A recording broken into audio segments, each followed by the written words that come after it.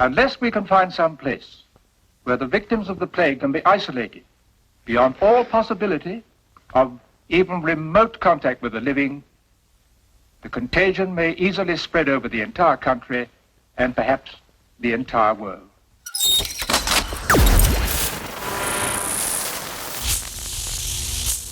Fusebox.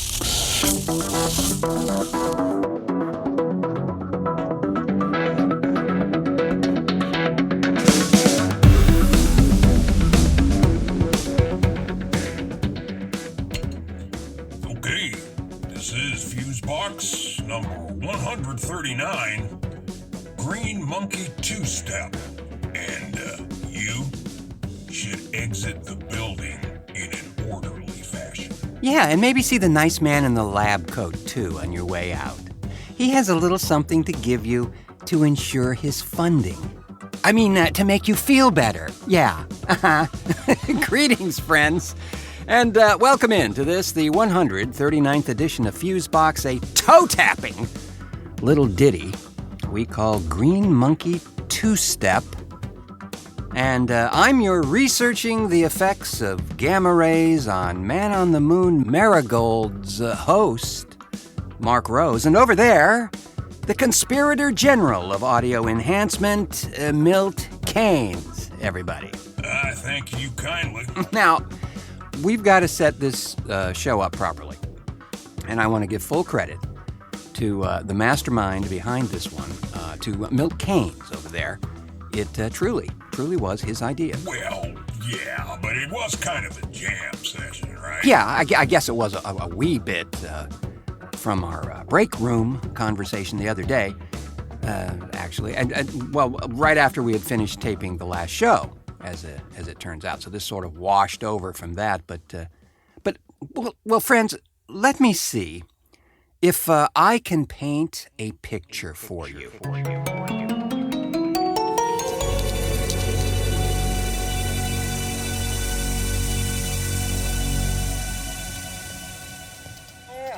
that one went well. Yeah? Yes, sir. It did go well. What are you perusing there, Mr. Keynes? Another P-tape from the orange guy? No. Pollard sent us this email about a suspected source of the coronavirus. Really? It comes from beer? I see what you did there. Razor wire-like wit, my friend. You know, This will not make your day. What is it? Well, these folks are saying that a possible link to the virus, especially in Asia, could be linked to pangolins. What? Yep. That's what it says. Let me see that. Well, you know, they eat the damn things and use their scales for some medicinal remedies, I guess. Oh, man, this is outrageous. You know, I hate to say this, but if it's true, right? It's yin-yang, my friend.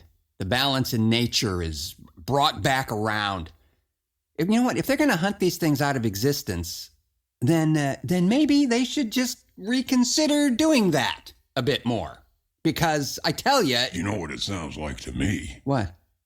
Like the green monkey AIDS thing. You remember that? Oh, well, you know what? This time I'm in complete agreement with you. Just like back in the early 80s when they said that the AIDS virus had jumped species and that was why all the cases were so concentrated in Africa. Yeah, more lying liars that lie. Totally debunked in 1988, but it took almost a damn decade to get anyone in sync with that idea. Tell you, man, what they really need to look at was the SPCV program and all that shenanigans going on there. That stuff's documented. It's not some noise from a tinfoil hat-wearing fanatic. Mr. Keynes? Yeah? I think we have our next show.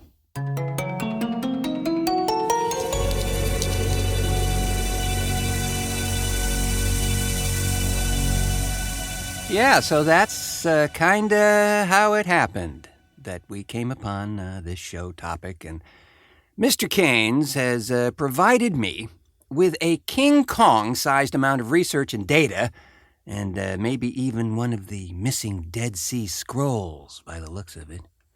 But we shall embark on a little journey there, friends. But before we do that, I want to embark on this sidebar journey here by introducing a brand new spoken word piece written by Devin Gatsby James and narrated by our partner in audio crime here at Fusebox, Jeff Pollard. Frankly, I gotta say, when I was putting this thing together originally, I hadn't intended it to be in this particular show, but now that it's all put together, I think it serves nicely to set the rather querying tone of this show, friends, and it's just really cool to listen to as well.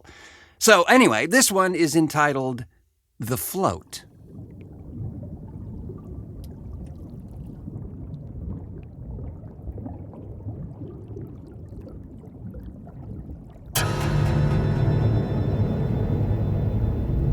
I have broken off what is safe. Where I'm hanging in the balances, neither here nor there.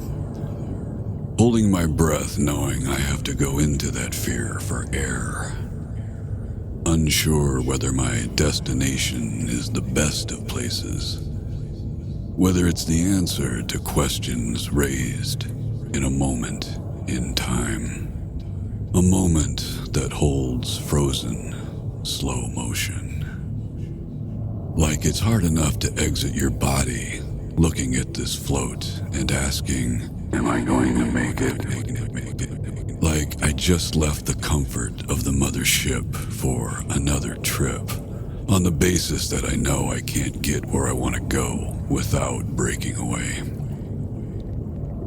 It's either a stay here and implode, or acknowledge the fear and embrace it. And so I float. I float like the world that existed before and the world I'm aiming for are light years apart. That I'm traveling through space-time displacement. And in that space-time continuum is a thought that is ancient. I float as uncertainty equalizes my body, bracing for impact, hurtling towards this new destination. New faces placed in a chapter that reads, there's amazing awaiting. So I smile at the miles I've traveled.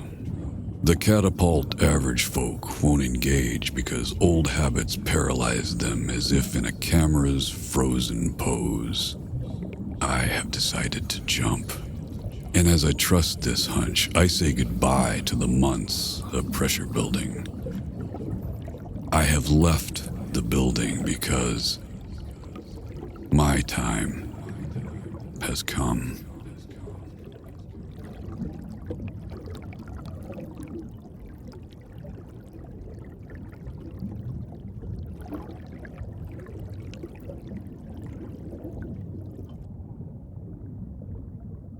Very nice piece there, written by Devin Gatsby James and read by Jeff Pollard and monkeyed around with by yours truly. The Float. So, it really does set a tone of terror and wonder and possibilities. So, how far back are we going on this thing? Well, not too far. Just 1675. Oh, good. Well, you were around back then, so... Now cut that out! Not going to loiter there, but there is some documentation that supports the notion that a species-to-species jump of a virus, now known as SIVCPZ, or SIVCPZ, had been postulated as far back as 1675. Now, that was the chimpanzee to human one, right? Yeah, they said that the virus most probably lay dormant in humans till about 1930, the analysis of virus genetic data, I'm quoting here from the text, from one of the voluminous texts I have. The analysis of virus genetic data performed by the supercomputer at Los Alamos in New Mexico indicated that HIV had jumped species from a chimp to a human and finally appeared around the year 1930 in Africa. Okay, you know about Los Alamos, right? Yeah. This place is the official home of nuclear bomb building. Also, alleged Chinese spies, and of course the laboratory that directed secret human radiation experiments on unsuspecting civilians from the 1940s all the way up to the beginning of the AIDS epidemic. Yeah, yes, indeed. It was that same place. And you know what? There is newsreel footage of those experiments, cleverly disguised as just research, folks. Absolutely nothing to see here. Just modern science at work. And by the way, this information that we're dabbling in right now, all of this information came from a presentation at the International AIDS Conference held in South Africa in the year 2000. So it's public record. So now, flash forward, friends, to the golden years, 1964 to 1977, and this is where it gets interesting.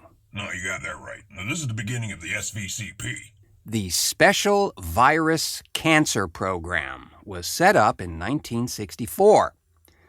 This research program was evidently responsible for the development, the seeding, the deployment of various animal viruses which were capable of producing cancer and immune system damage when transferred between animal species and into human cells and tissue.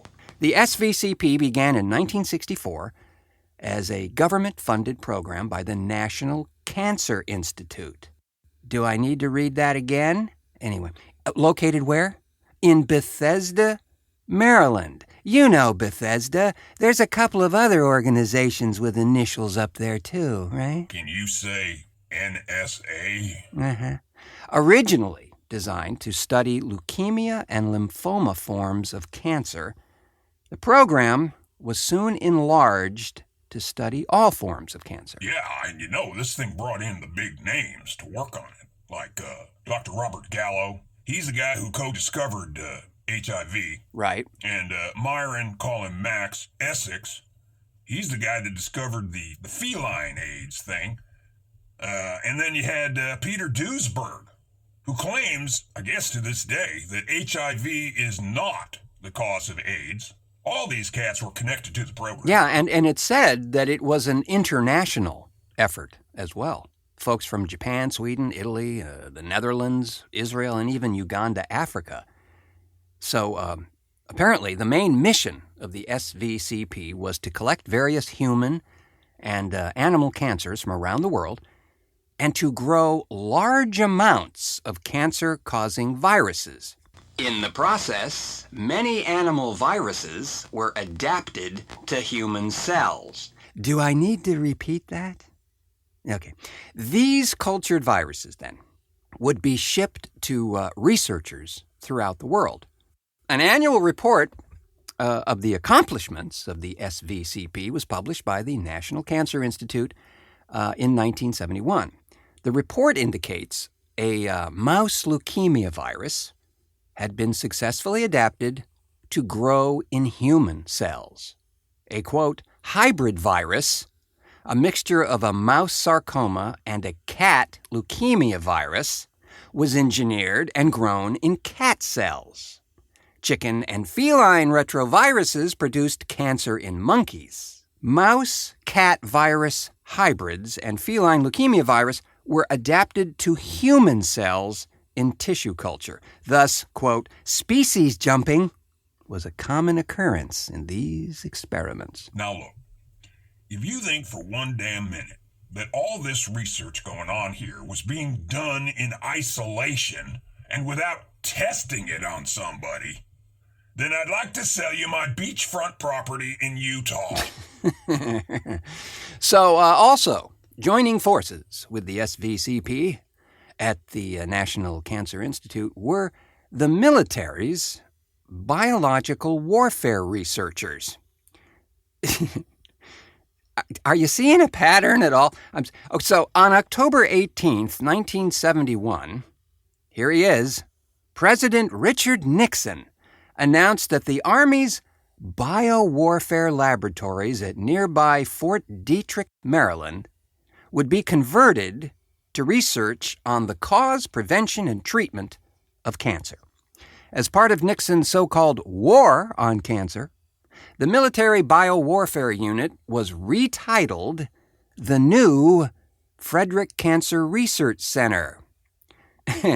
Lytton Bionetics sounds like something out of a Robert Ludlum book, doesn't it? Lytton Bionetics was named as the military's prime contractor for this project. The 1971 annual report noted that one of the primary tasks of the now jointly connected National Cancer Institute Frederick Cancer Research Center was, quote, the large-scale production of oncogenic, that means cancer-causing, of course, and suspected oncogenic viruses to meet research needs on a continuing basis. On a continuing basis. And get this. Special attention was given to primate viruses, the alleged African source of HIV, and the successful propagation of significant amounts of human candidate viruses. Candidate viruses were animal or human viruses that might be capable of initiating human cancers. And primate cancer-causing viruses were adapted to normal human cells. Again, folks, this is all published stuff. It's not invented, it's not fake, it's non-GOP sanitized. Indeed.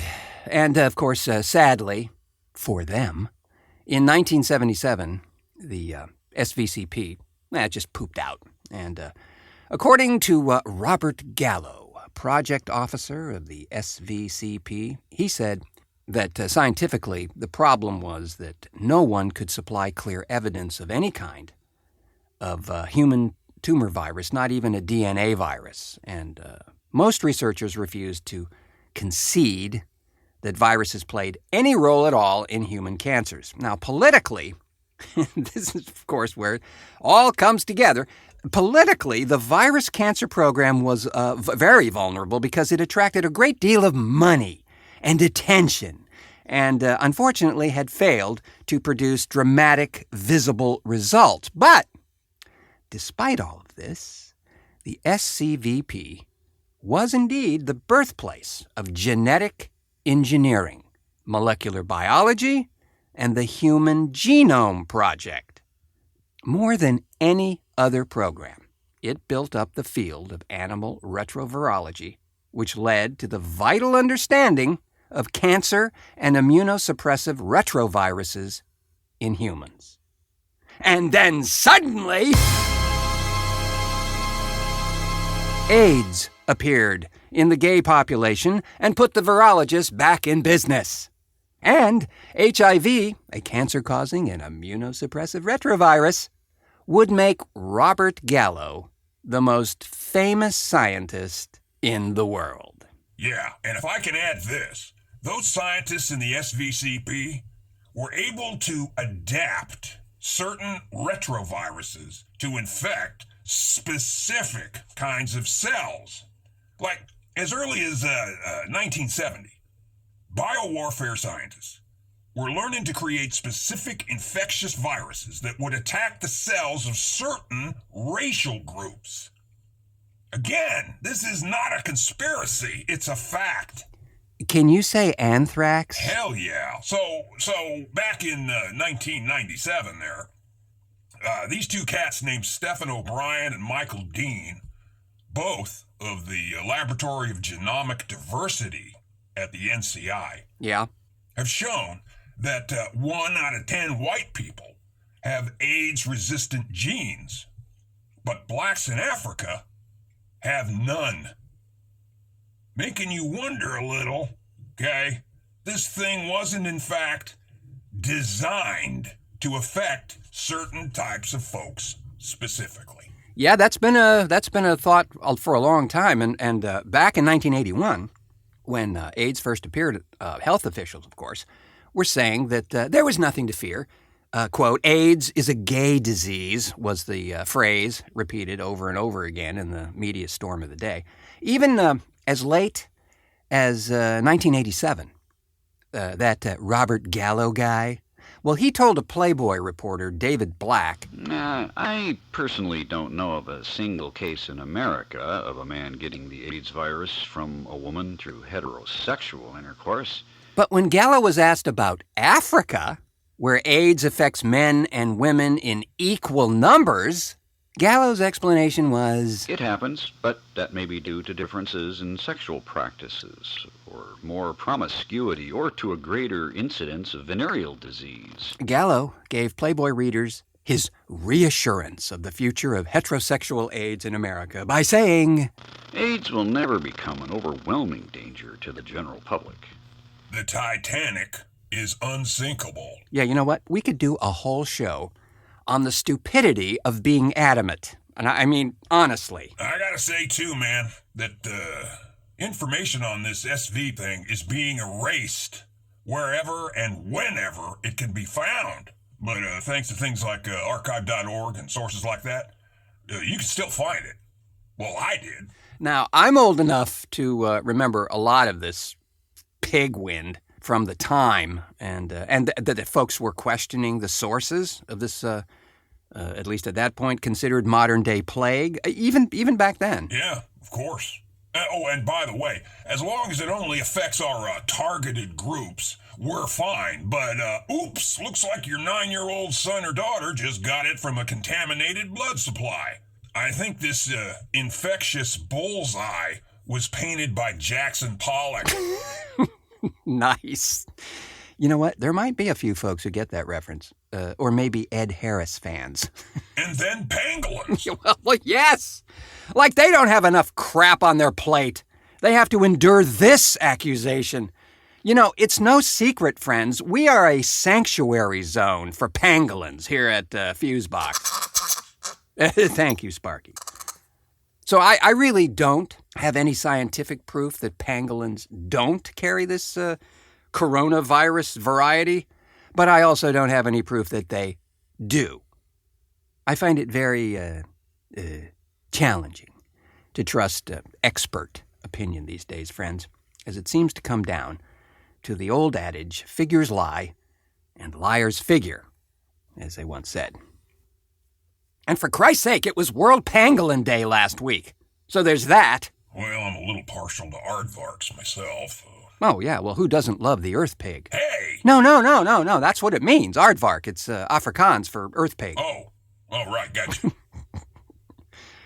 Yeah. So much of this, especially the SVCP stuff, is a revelation to me. I did not know that. I mean, I kind of recall Nixon's war on cancer thing. But so thanks for your journalistic research prowess, Mr. Keynes. Oh, you betcha. No, I just think we're being gaslighted every damn day on other fronts, so in this day and age of lying in plain sight, a little dose of truth and clarity might be just what the doctor ordered. Saw what you did there. You know, we're going to have to add King of Continuity to your long list of monikers. Hell, I'll take all I can get. So be it. Oh, God. And with that little historical and quasi-scientific retrospective... More than what you get on Fox News. Undeniably so, Mr. Keynes. We shall now grab up our detailed PowerPoint presentation for world domination on $7 a day, lovingly rendered in Dolby Atmos with real 3D and true-to-life animated pangolins. Thank you. and scram for the exits, but not before thanking our fearless and trustworthy contributors to this edition of Fusebox, Devin, Gatsby James, and Jeff Pollard, for keeping it real and not chenille. And of course, to our now journalistic juggernaut, Milt Keynes, for supplying this show's inspiration and audio assistance perspiration. My pleasure as always, Patron. Thanks are in order as well to you, friends, as how the hell could we possibly impart these revelations without hungry ears to feed? Well, we couldn't. It would be just silly, and we all have better things to do, like washing our pangolins. So thanks for pushing play on this edition of the show, and as always, if you have not otherwise done so, kindly like and rate, if possible, and subscribe to our humble offering wherever you may have found it, be it Apple Podcasts, Stitcher, iHeartRadio, or the very Unsug themselves. That's the Overnightscape Underground. We do so appreciate your efforts in that matter, most sincerely. I have been your resequencing the genome to get a better kick drum sound host, Mark Rose, saying, until our next cartoon.